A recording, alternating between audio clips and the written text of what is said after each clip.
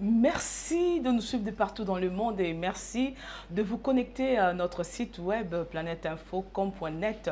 Et voilà, nous allons recevoir pour vous le docteur Silas Mimile Makangou, chef d'entreprise, spécialiste en politique internationale, consultant en leadership et management, un homme à ne plus présenter. Et voilà, et il a tellement des atouts. Avec lui, nous serons encore à l'école du savoir sur le leadership. Et voilà, nous allons nous entretenir sur comment construire en tout cas la puissance d'une nation. Et il est déjà avec moi sur ce plateau de Planète Info. Bonjour docteur. Bonjour madame. Comment vous vous sentez déjà? Je vais très bien, c'est pour moi un réel plaisir que de revenir sur ces plateaux. Et voilà. Et voilà, nous aimons bien la pertinence de vos questions et surtout l'attention que vos téléspectateurs accordent à nos passages.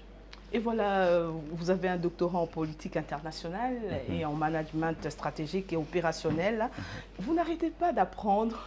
Et voilà, vous êtes vraiment un pilier pour la jeunesse congolaise aujourd'hui. On ne peut pas arrêter d'apprendre. D'ailleurs, lorsqu'on apprend, on se rend compte de l'immensité de son ignorance.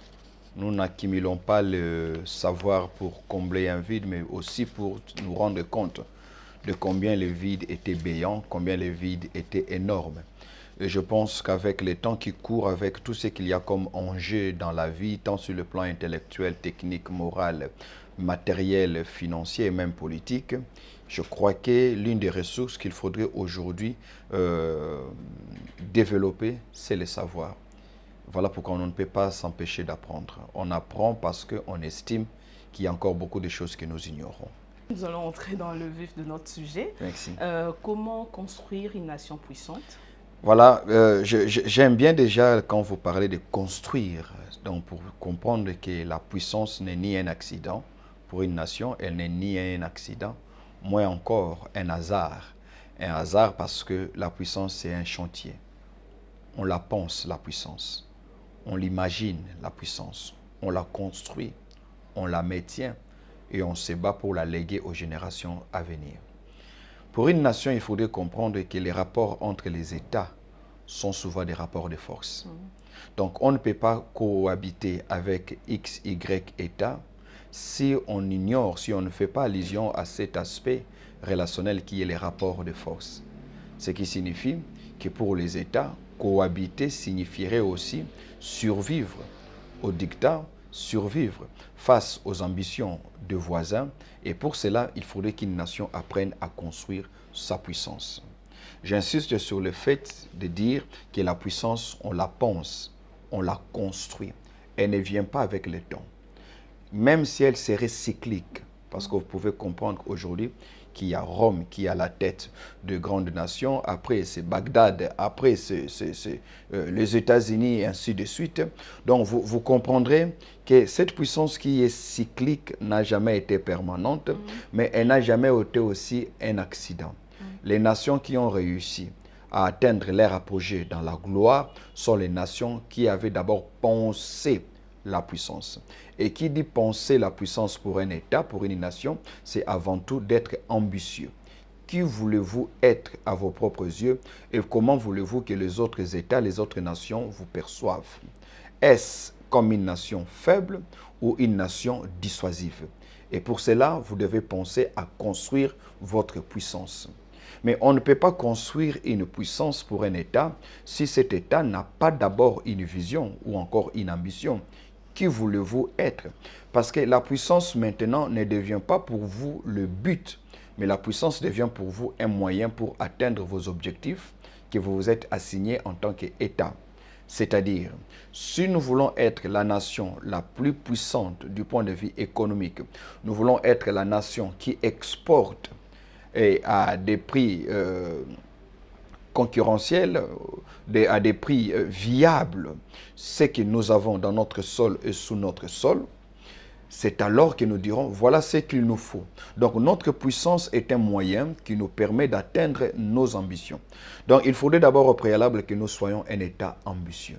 Et qui dit État ambitieux veut dire que l'État parvienne, la nation parvienne à découvrir quelle est sa vocation. Et pour construire cette puissance, il faut faire appel à 3 agents. Le premier agent, c'est les soldats.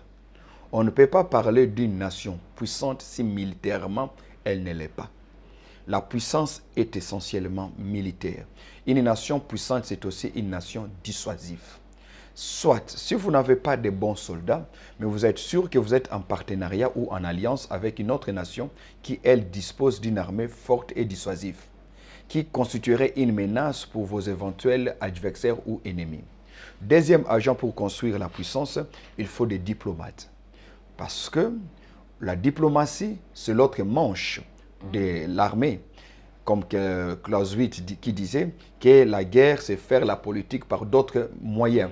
Donc, la diplomatie, il faudrait que la nation qui veut être puissante s'assure une bonne représentativité sur la scène internationale, mais aussi une bonne crédibilité sur la scène internationale. Qu'elle soit considérée comme un partenaire viable.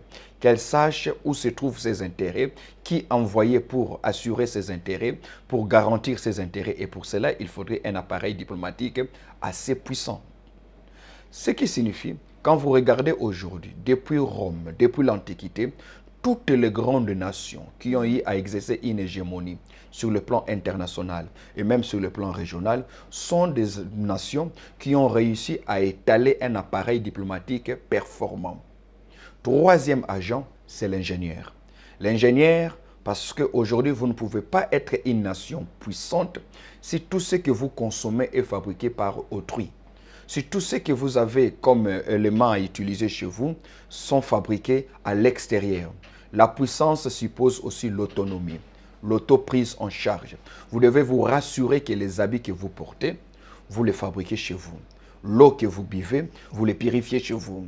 Les véhicules que vous conduisez, vous les fabriquez chez vous. On ne peut pas prétendre être une nation puissante et continuer à faire comme c'est le cas pour plusieurs pays africains, en l'occurrence la RDC, chaque année dépenser 3 milliards de dollars pour importer de la nourriture, alors que vous avez l'une des terres les plus arables, avec plus de 80 millions d'hectares de terres arables, avec plus de 60% de réserves dans le bassin du Congo. Donc, une nation puissante a besoin de ces 3 agents. Elle a besoin d'un soldat. Un soldat équipé, c'est-à-dire qui forme une armée à la fois républicaine, une armée dissuasive, une armée qui devient l'instrument de violence ou de force, qui assure l'aboutissement de l'ambition que la nation s'est assignée. Deuxièmement, je parlais du diplomate. Et lorsque je parle du diplomate aujourd'hui, madame, il faudrait savoir qu'il y a une grande évolution. Le diplomate n'est plus que le diplomate dans le format traditionnel. Aujourd'hui, il y a aussi ce qu'on appelle la diplomatie publique. Cette diplomatie publique n'est pas forcément assurée par le diplomate de carrière.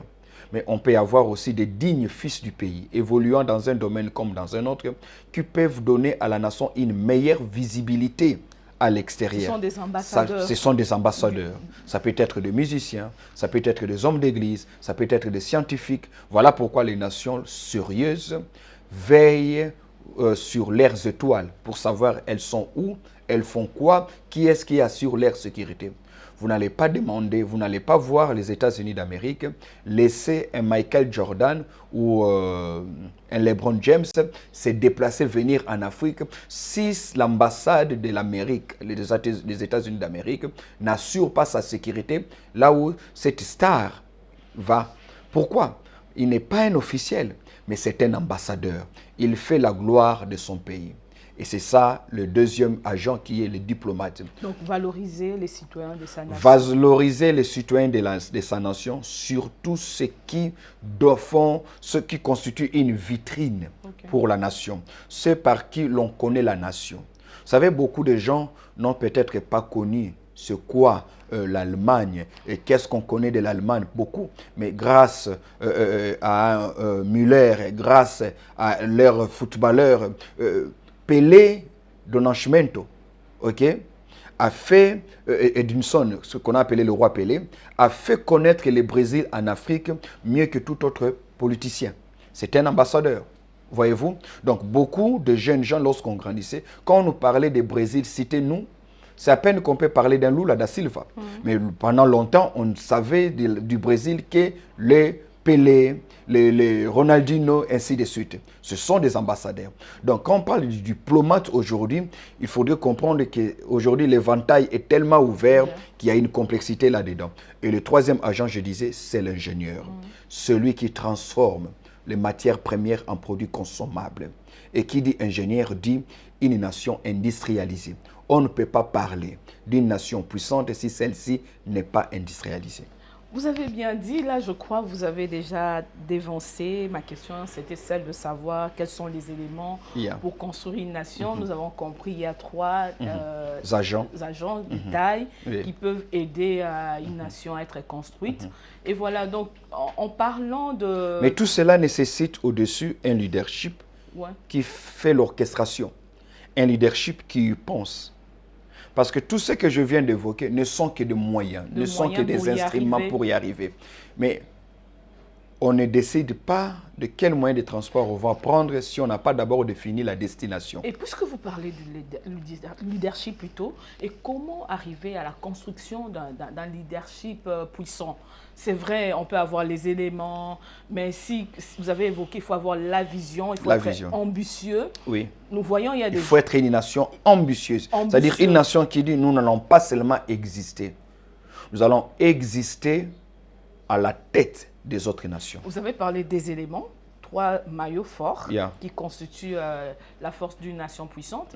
Mais comment construire un leadership puissant? Madame, le leadership n'est rien d'autre que le produit d'une vision. Il n'y a pas de leadership là où il n'y a pas de vision. Le leadership ne crée pas la vision. C'est la vision qui engendre le leadership.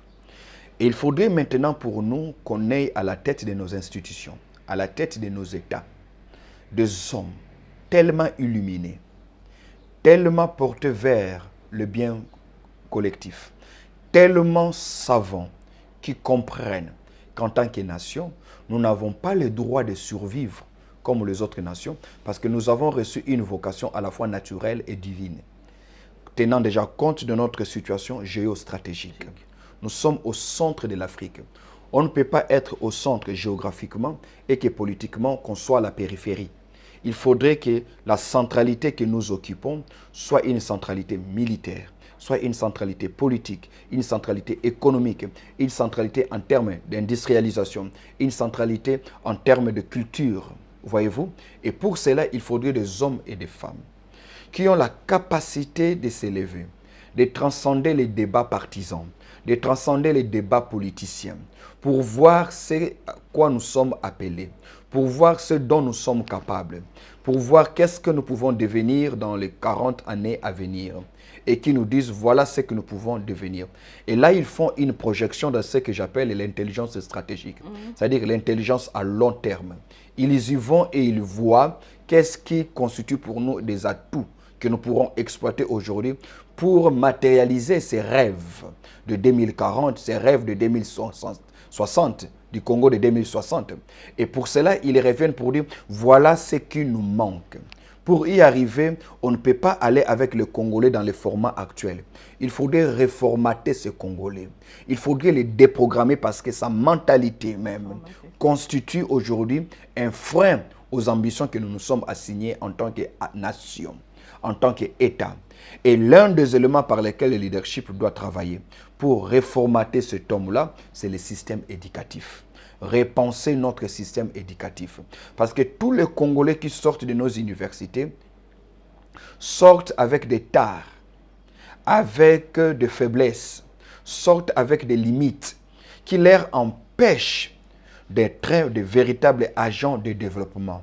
Pourquoi? Simplement parce que notre système éducatif est en inadéquation avec le rêve que nous avons Quel rêve? Le rêve d'être une nation puissante et forte au centre de l'Afrique.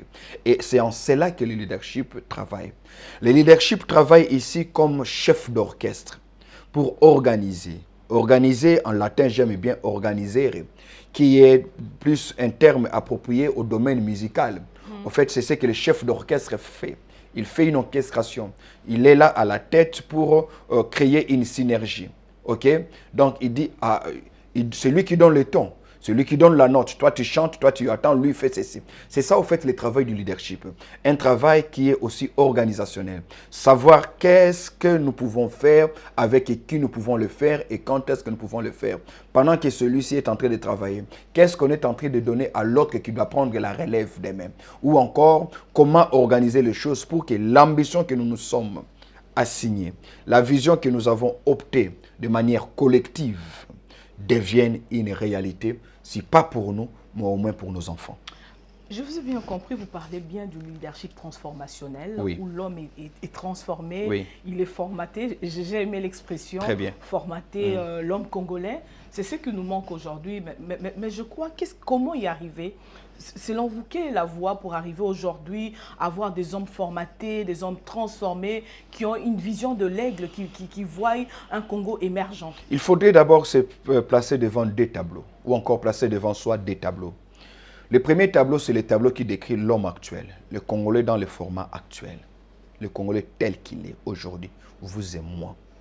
On peut beau parler français, mais les lacunes que nous avons sont extraordinaires.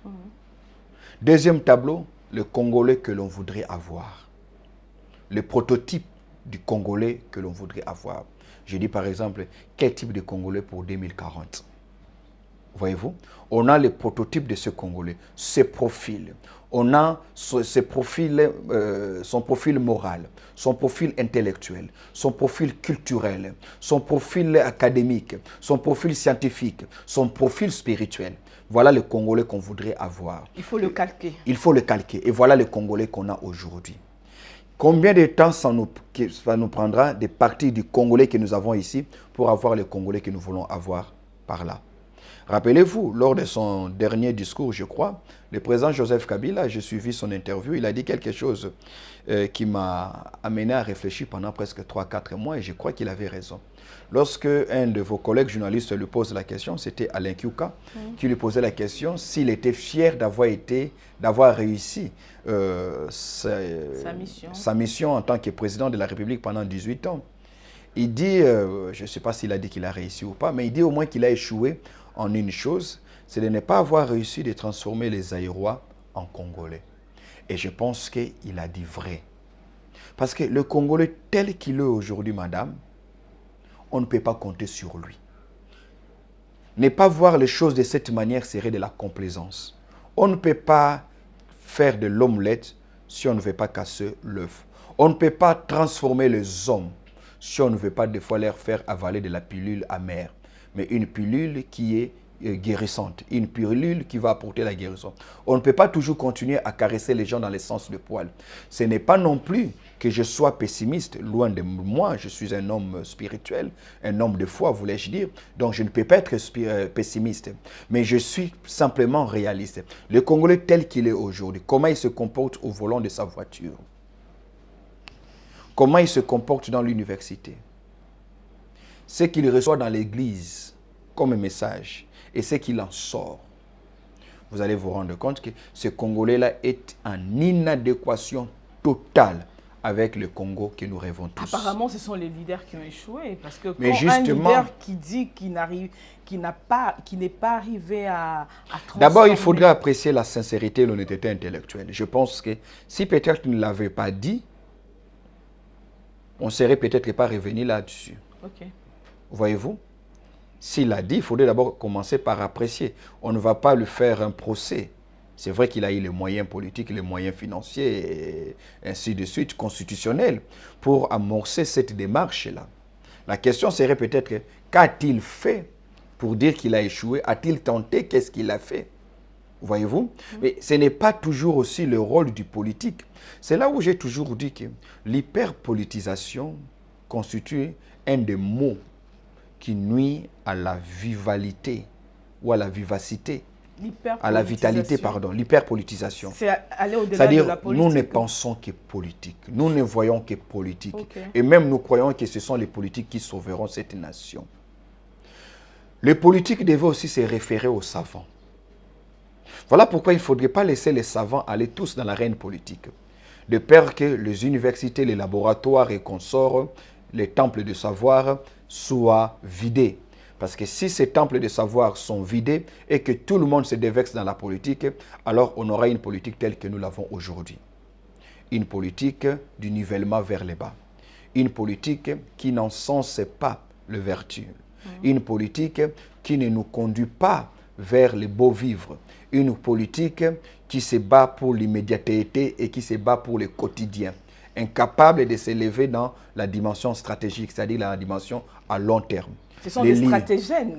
Les stratèges. Les stratèges, au fait, ils sont plus dans les sensationnels.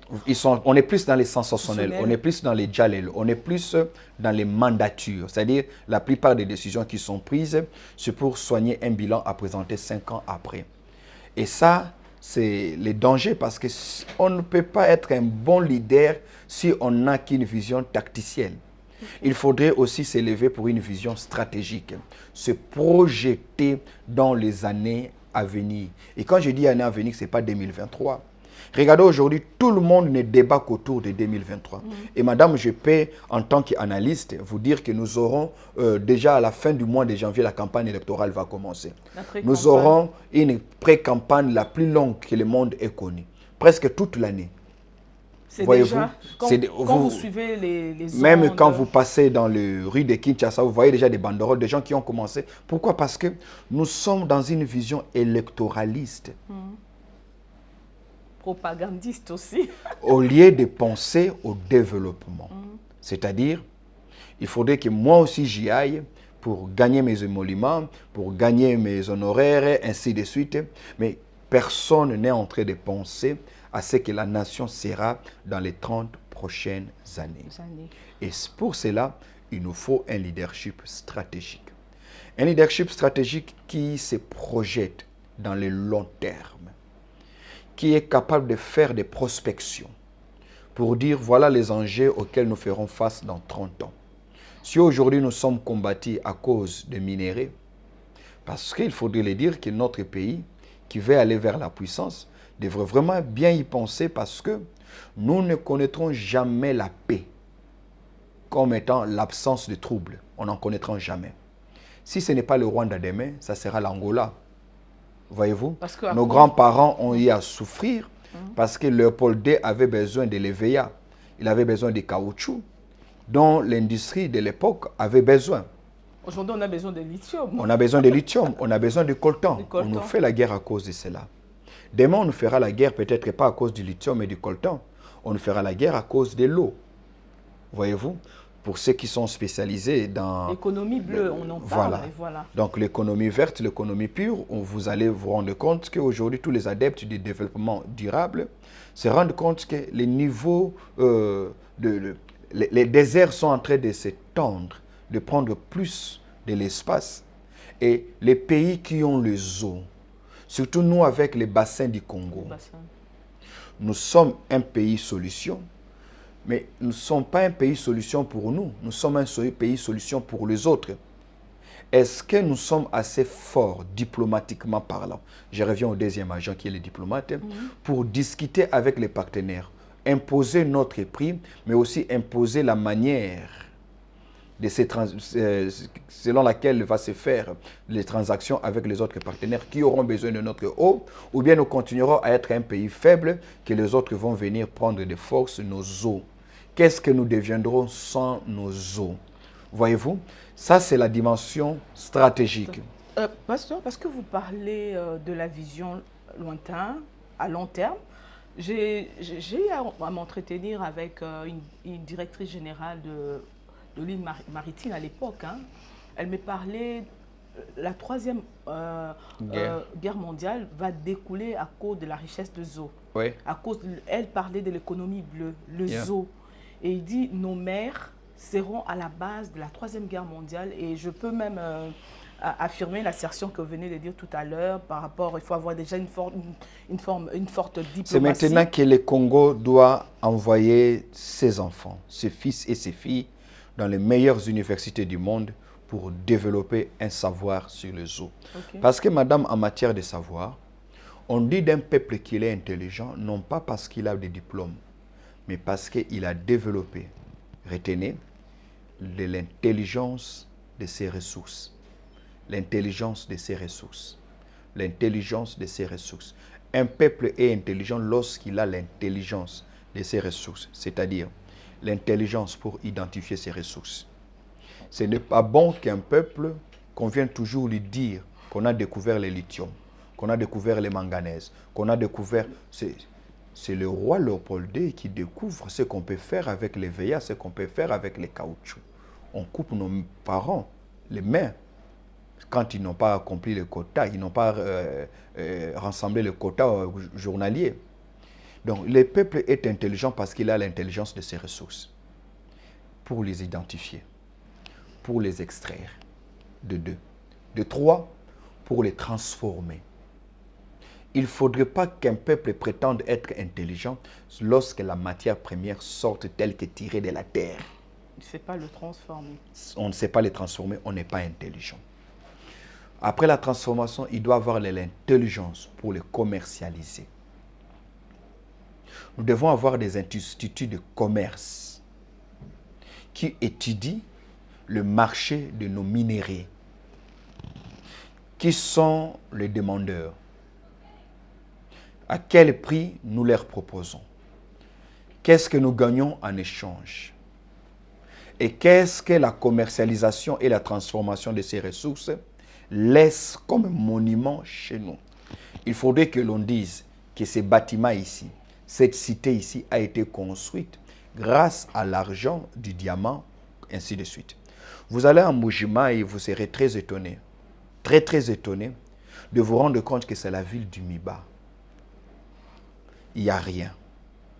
Mais quand vous allez au Zimbabwe, à Harare, vous trouverez une cité à Harare, construite par des anciens militaires zimbabwéens qui étaient venus ici à l'époque avec la SADC pour se battre en nos côtés face aux agressions rwando-ougandaises. Voyez-vous, avec cet argent, ils ont construit une cité. Quand vous allez au Liban, vous allez vous rendre compte qu'au Liban, il y a tout un quartier qu'on appelait Zaïre. On parle même d'un autre quartier à Kigali, qu'on appelle RDC. C'est-à-dire que ce sont des quartiers qui ont été érigés grâce à l'argent qu'un groupe de ressortissants de ces pays, pour avoir été pendant quelques temps ici au Congo, ont ramené. Ils se sont enrichis. Ils se sont enrichis. Donc, transformer et commercialiser les ressources devrait aussi laisser à la nation des traces pour dire ça, on l'a fait avec l'argent de tel produit, de telle matière première, ainsi de suite. Sinon, on ne peut pas être intelligent. J'insiste, un peuple est intelligent lorsqu'il a l'intelligence de ses ressources.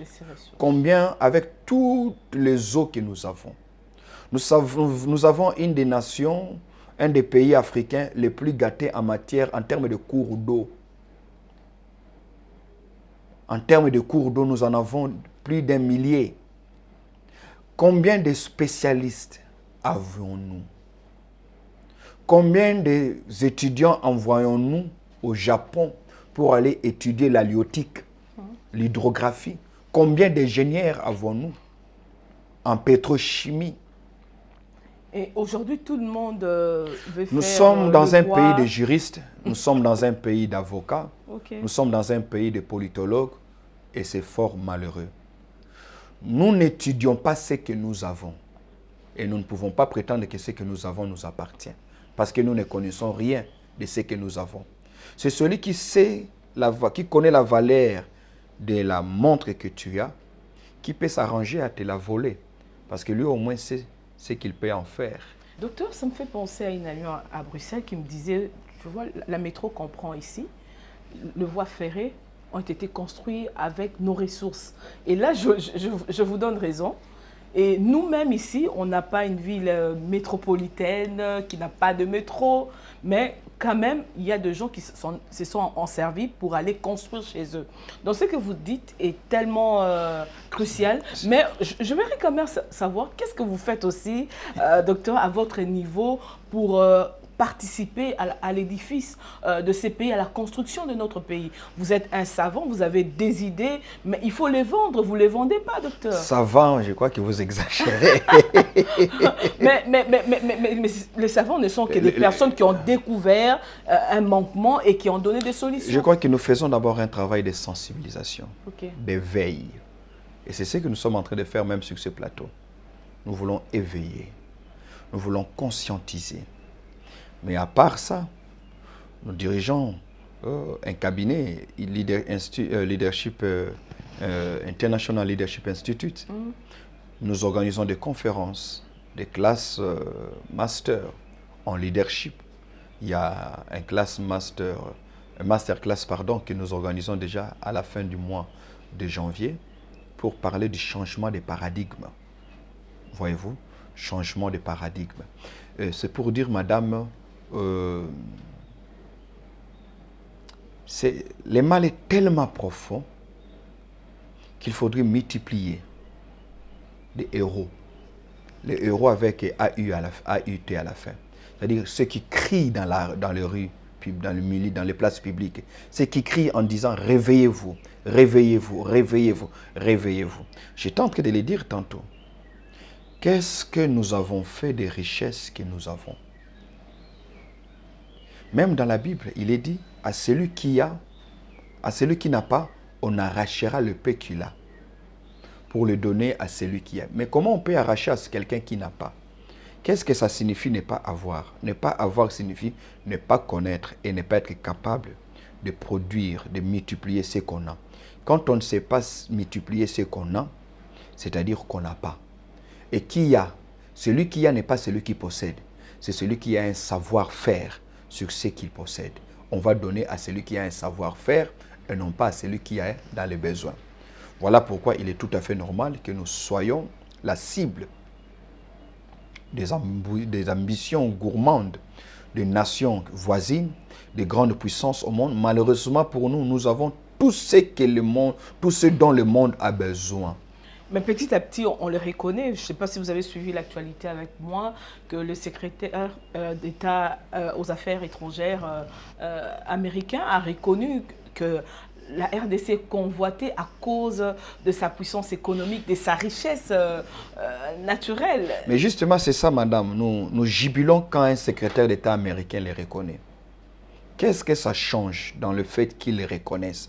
Est-ce que nous avons besoin qu'on reconnaisse ou bien nous avons besoin que nous cessons de voir des morts à l'est du pays à cause de minéraux que Dieu nous a donnés? Nous n'avons pas besoin qu'un chef d'État américain soit-il les reconnaisse. Nous avons besoin, nous aussi, de jouir de ce qui nous appartient. C'est justement cette faiblesse intellectuelle que nous avons. Nous sommes très contents parce que l'ONU a reconnu, très contents parce que telle puissance occidentale a reconnu, très contents. Le plaisir n'est pas dans le fait que l'on reconnaisse. Le plaisir, c'est de développer, de mettre en place une nation puissante, dissuasive face aux voisins, mais aussi une nation qui sait débattre, discuter sur les ressources qu'elle a avec les autres partenaires. C'est vrai, nous sommes mal barrés. Il est très difficile pour nous de vivre en autarcie. Nous ne serons pas clôturés pour empêcher aux autres de convoiter ce que nous avons. Mais si les autres convoitent ce que nous avons, c'est pour nous un avantage pour dire que c'est déjà un marché qu'on crée. Mais les nations, je le disais, les rapports entre États est avant tout un rapport de force. On ne peut pas acheter avec de l'argent si on peut avoir par la force. C'est ça le comportement de la jungle internationale. On ne peut pas acheter avec l'argent ce qu'on peut avoir avec la force. Lorsque les nations décident d'acheter, c'est parce qu'elles se voient dans l'incapacité de vous arracher. Mais quand elles voient qu'il y a un vide, il y a la possibilité d'exploiter en utilisant des mouvements rebelles, des insurrections, des groupes armés, ainsi de suite, elles n'ont pas besoin d'acheter. Quand est-ce que les nations vont acheter? Elles vont acheter lorsque nous mettrons en place un dispositif sécuritaire qui assure l'intangibilité de notre territoire, de l'intégrité de notre territoire, et qu'ils seront obligés désormais de négocier avec l'État que nous sommes au lieu de passer par les groupes armés. Et pour cela, il faudrait d'abord être sûr que nous avons recréé l'État. Et aussi longtemps que nous n'avons pas encore recréé l'État, madame, ça sera très compliqué. Nous continuerons à nous plaindre, nous continuerons à pleurer, nous continuerons à prier. Nous allons faire des marches après des marches. Nous allons même prier, travailler pour qu'il y ait un changement des régimes. Mais ce dont nous avons besoin, ce n'est pas d'abord le changement des régimes. C'est le changement des vies. Et ce changement de vie doit être piloté par un leadership responsable. Et ce leadership responsable doit être un leadership collectif. Quand je dis leadership collectif, je dis leadership pluriel, politique, religieux, scientifique, académique, philosophique, voyez-vous, culturel. Donc c'est un ensemble de ces hommes et ces femmes qui constituent ce leadership collectif qu'on appellera cette fois-là que le Congo, on dira cette fois-là que le Congo a une élite responsable. Et voilà. Au regard de la situation sécuritaire à l'est de la RDC et dans sa partie ouest aussi, je crois qu'on commence à prendre compte de ce que nous devons affirmer au monde international, hein, à la communauté internationale. Et je crois avec ce qui s'est passé dernièrement avec les groupes armés, les groupes rebelles M23, notre armée qui a quand même manifesté sa force, je crois que ça sera déjà un bon élan pour l'État. Ça c'était et voilà. C'était un bon élan, madame, permettez. Vous avez fini? Vous pouvez... Merci, désolé. Coup de chapeau au chef de l'État, coup de chapeau à nos voyants soldats de FARDC qui sont dans une logique qui consiste à repousser les rebelles, à les renvoyer vers les pays qui les soutiennent. Et nous en sommes très fiers, nous sommes très contents parce que trop c'est trop. On est fatigué de dénombrer les morts. On voudrait maintenant dénombrer les invasions. On voudrait maintenant dénombrer les constructions. On voudrait dénombrer les innovations. On est fatigué de faire le dénombrement de morts. Voyez-vous, on veut réduire l'espace de nos mortuaires pour étendre d'autres espaces qui produisent la vie, qui produisent la puissance financière, ainsi de suite. Mais madame, il ne faudrait pas que nous tombions dans un piège. Lequel? C'est que nous sommes face à une situation d'insécurité qui dure depuis 25 ans. Nous ne devons pas confondre les M23 à l'insécurité qui sévit à l'est du pays. Les M23 existent à peine 6 mois aujourd'hui. Il y a d'autres groupes plus dangereux, les FDLR, plus cruels. ADF Nalo. Durant les 4 années où l'actuel chef de l'État est au pouvoir, depuis qu'il est au pouvoir, les ADF Nalo ont bâti les records en termes de tueries. Et les incursions dans d'autres villes rwandaises. Ils font des incursions, ils tuent, ils retournent. Ils ne gardent pas les villes. C'est ça leur méthode. Donc, il ne faudrait pas que nous croyions, après avoir démantelé les M23, qu'on a résolu les problèmes.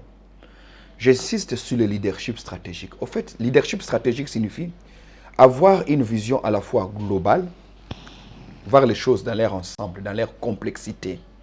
Avoir une vision dans la dimension holistique. Deuxième fait du leadership stratégique, c'est le long terme. Ok.